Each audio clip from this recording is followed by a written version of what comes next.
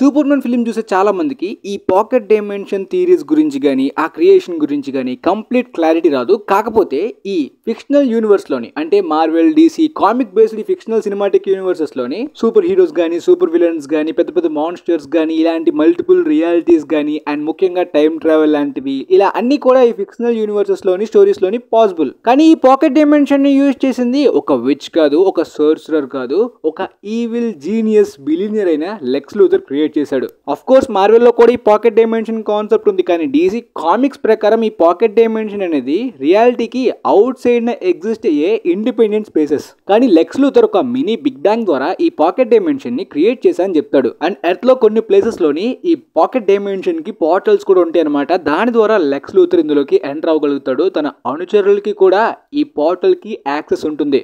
For example బొరేవియా president కి కూడా Luther government తో కలిసే ఈ పాకెట్ డైమెన్షన్ లోని పెద్ద పెద్ద పొలిటికల్ ఎనిమీస్ ని కూడా ఖైదు చేయడానికి కూడా యూజ్ చేస్తాడనమాట. అండ్ లెక్స్ లూథర్ కి ఎనిమీస్ గా ఉండేవాళ్ళు, మోసం చేసే వాళ్ళని కూడా ఈ ప్రిజన్ లో బంధిస్తాడు. కానీ ఈ క్రిమినల్స్ ని వీళ్ళందరినీ అఫీషియల్ గా అరెస్ట్ చేయడానికి మాత్రం సిటీ వాచ్ దగ్గర నుండి తీసుకొస్తారు. ఆ పోర్టల్ నుండి ఈ సిటీ వాచ్ ని రిక్ ఫ్లాగ్ సీనియర్ మెన్షన్ చేస్తారు కదా, ఆ సిటీ వాచ్ ని కూడా రన్ చేసేది లెక్స్ లూథరే. ఇంతకు ముందు లెక్స్ లూథర్ మీద చాలా మంది పెద్ద పెద్ద యాక్టర్స్ ప్లే చేశారు, మంచి విలన్ రోల్ కామిక్స్ నుండి. అండ్ కొన్నిసార్లు ప్రీవియస్ గా కొన్ని ఫిలిమ్స్ లో ఫెయిల్ అయ్యాయి. కానీ ఈ సినిమాలో ఎంటైర్ గా అన్ని ఫిలిమ్స్ తో కంపేర్ చేసుకున్నట్టయితే బెస్ట్ లెక్స్ లూథర్ అన్నట్టు చాలా పవర్ఫుల్ గా ప్రెజెంట్ చేశారు, చాలా తెలివిగా చూపించారు. ఎందుకంటే లెక్స్ లూథర్ ఒక పెద్ద మెటా హ్యూమన్ ఫోర్స్ ని తయారు చేశాడు, ఈవెన్ మంకీ బాట్స్ ని కూడా. లూథర్ కాప్ యొక్క సోల్జర్స్ అయిన ఈ ర్యాప్టర్స్ వీళ్ళందరికీ లీడర్గా అల్ట్రామ్యాన్ అండ్ ఇంజనీర్ ఉంటారనమాట. అల్ట్రామ్యాన్కి సంబంధించిన ఎక్స్పెరిమెంట్ కానీ ఈ లూథర్ కాప్ సోల్జర్స్ అయిన ర్యాప్టర్స్కి సంబంధించిన ఎక్స్పెరిమెంట్స్ కానీ ఇలా టాప్ సీక్రెట్గా ఉండే ఎక్స్పెరిమెంట్స్ అన్ని కూడా లెక్స్ లూథర్ ఈ పాకెట్ డైమెన్షన్లోనే చేశాడు. ఇన్ఫాక్ట్ ఆ కైజు కూడా స్మాల్గా ఉండి జాయింట్గా మారుతుంది కదా, అది కూడా ఈ పాకెట్ డైమెన్షన్ నుండి తయారు చేసింది. కానీ ఒక డైవర్షన్ కోసం దాన్ని యూజ్ చేసుకుంటాడు లెక్స్ లూథర్. పోతే ఈ ప్రిజన్లో ఉండే ప్రిజనర్స్లో కొంతమంది సూపర్ పవర్స్ ఉన్న వాళ్ళు కూడా ఉన్నారు. For example Metamorpho. కానీ వాళ్ళు అక్కడ నుండి ఎస్కేప్ అవ్వడం కష్టం. ఆ పోర్టల్ని కేవలం లెక్స్ లూథర్ మాత్రమే ఓపెన్ చేస్తాడు కాబట్టి. అండ్ ఆ పోర్టల్ని ఓపెన్ చేసినా అక్కడ నుండి ట్రావెల్ చేయడం కష్టం కదా, దానికి సంబంధించిన ఆ వెహికల్ దాన్ని ఆపరేట్ చేసే ఒక క్రియేచర్ దాన్ని లెక్స్ లూథర్ హ్యాండ్సమ్ అని పిలుస్తాడు. అది లేకపోతే ఆ స్పేస్ లోనే ట్రావెల్ చేయడం కష్టం కదా, ఈవెన్ సూపర్ పవర్స్ ఉన్న వాళ్ళైనా. ఫర్ ఎగ్జాంపుల్ సూపర్ మ్యాన్ అయితే ప్రిజన్ లో బంధించే విధంగా ఆ మెటామోర్ఫో ఎలిమెంటల్ మ్యాన్ ద్వారా క్రిప్టోనైట్ ని యూజ్ చేస్తాడు. సో సూపర్ మ్యాన్ ని బంధించాలంటే క్రిప్టోనైట్ కావాలి కదా, దాన్ని క్రియేట్ చేయడానికి మెటామోర్ఫో ఉన్నాడు కాబట్టి తన కొడుకుని కిడ్నాప్ చేసి ఈ విధంగా బ్లాక్ మెయిల్ చేసి బెయిట్ గా వాడుకుంటాడు. సో లూథర్ సూపర్ మ్యాన్ ని ఇందులో బంధించినప్పటికీ అఫీషియల్ గా గవర్నమెంట్ గానీ ఎక్కడ కూడా దీని గురించి చెప్పరు. అంటే ఈ పాకెట్ డైమెన్షన్ గురించి కానీ సిటీ వాచ్ గురించి ఎక్కడ మెన్షన్ చేయరు. కానీ Lois Lane friend Jimmy Olsen secret గా తెలుసుకుంటాడు. అండ్ జస్టిస్ గ్యాంగ్ లో చాలా తెలివైన వాడైన మిస్టర్ టెరిఫిక్ తన సూపర్ హీరో ఫ్రెండ్స్ లోని టీమ్ లోని ప్రతి ఒక్కరి బ్లడ్ సెల్స్ లోని ఒక ట్రాకర్ ని పెట్టాడు కాబట్టి సూపర్ మ్యాన్ ఈ సిటీ వాచ్ పోర్టల్ ద్వారానే లోపలికి వెళ్ళినట్టు ఆ ట్రాకర్ ద్వారా ఇక్కడికి వస్తారు. కానీ ఈ పోర్టల్ ని ఎవరు పడితే వాళ్ళు ఓపెన్ చేయలేరు కదా. అండ్ ఇక్కడ చాలా మంది ర్యాప్టర్స్ సోల్జర్స్ కూడా ఉంటారన్నమాట ఈ పోర్టల్ కి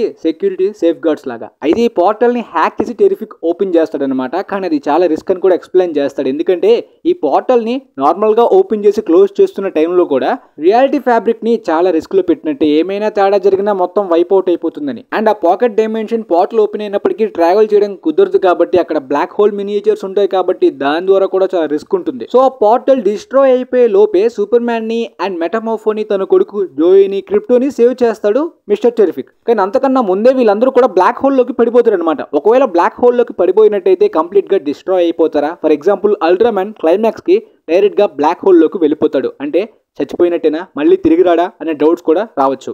ఈ బ్లాక్ హోల్ అనేది డిఫరెంట్ యూనివర్సెస్ మధ్య ఉండే ఒక రిఫ్ట్ లాంటిది, చీలిక.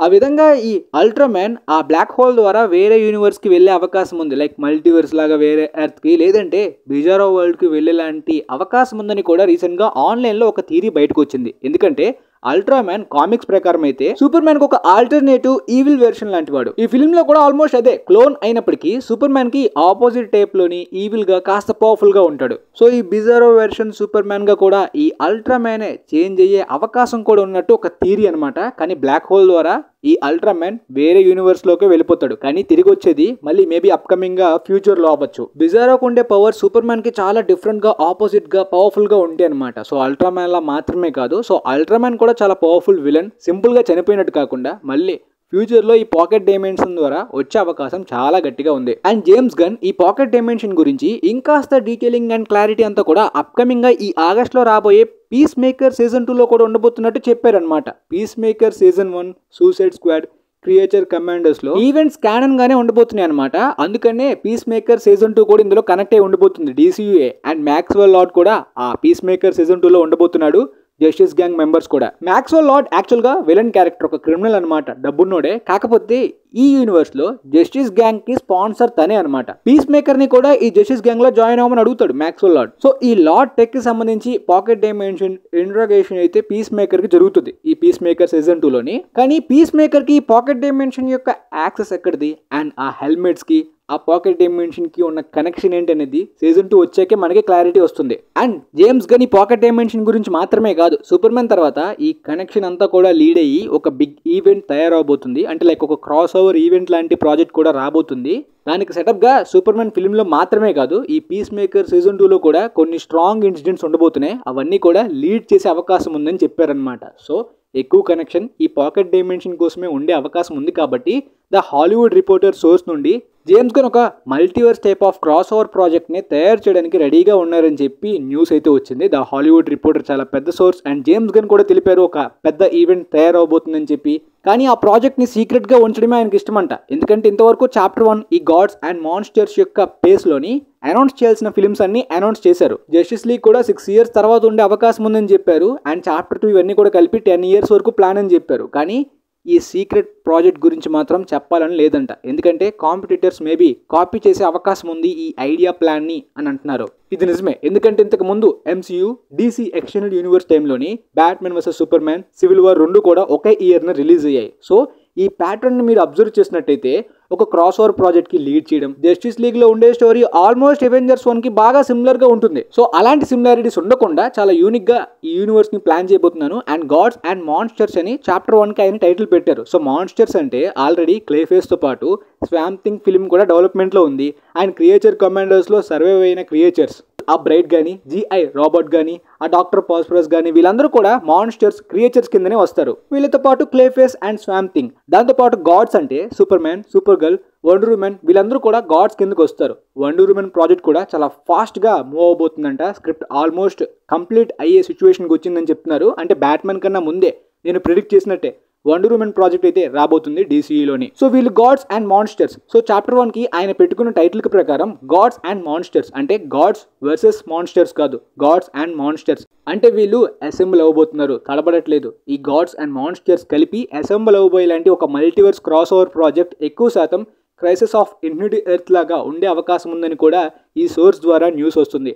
ఆల్రెడీ CW ఆరోవర్స్లోని ఈ క్రైసిస్ ఆఫ్ ఇన్ఫినిటీ ఎర్త్ గురించి చూసాం. కానీ ఈ యాంటీ మానిటర్ విలన్ గా ఉంటాడా, అదే same crisis of infinity earth షోలోనే ఆ విలనే ఉంటాడా, లేదా కామిక్స్ లో సూపర్ మ్యాన్ కి చాలా పెద్ద ఎనిమీ అండ్ పాకెట్ డైమెన్షన్ కి స్ట్రాంగ్ కనెక్షన్ ఉండే బ్రెయిన్యాక్ క్యారెక్టర్ ఉంటుందా? ఎందుకంటే ఇప్పటిదాకా ఈ బ్రెయిన్యాక్ విలన్ని ప్రాపర్గా వాడుకోలేదు కాబట్టి ఫిలిమ్స్లో ప్రాపర్గా వాడుకునే అవకాశం పాకెట్ డైమెన్షన్తో కూడా వచ్చింది కాబట్టి వాడుకుంటారా?